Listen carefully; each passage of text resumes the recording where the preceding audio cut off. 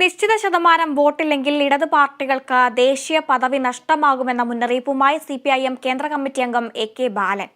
അങ്ങനെ വന്നാൽ അരിവാൾ ചുറ്റിക നക്ഷത്രം ചിഹ്നം പോകും. പിന്നെ തെരഞ്ഞെടുപ്പ് കമ്മീഷൻ തരുന്ന ഈനാം പേച്ചി, നീരാളി തുടങ്ങിയ ചിഹ്നങ്ങളിൽ മത്സരിക്കേണ്ടി വരും.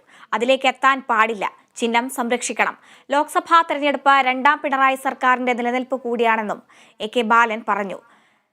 KSFI ഓഫീസ് യൂണിയൻ മേഖലാതല നേതൃത്വ ശില്പശാല കോഴിക്കോട് ഉദ്ഘാടനം ചെയ്യുകയായിരുന്നു അദ്ദേഹം.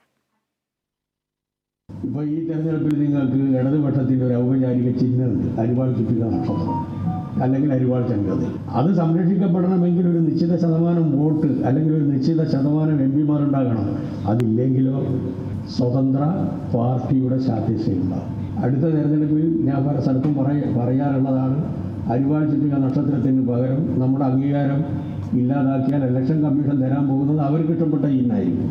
ഏതാണ്ട് മര്യാദക്കുള്ള ചിഹ്നമൊക്കെ അവർ വീതിച്ചെടുത്തത്, വില മുതൽ സൈക്കിൾ വരെയുള്ളത്.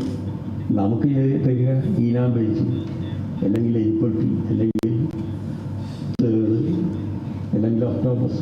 അതെത്താൻ പാടില്ല എങ്കിൽ ഇടതുപക്ഷ ജനാധിപത്യ മുന്നണിയുടെ സ്ഥാനാർത്ഥികളെ വിജയിപ്പിച്ചേ പറ്റൂ.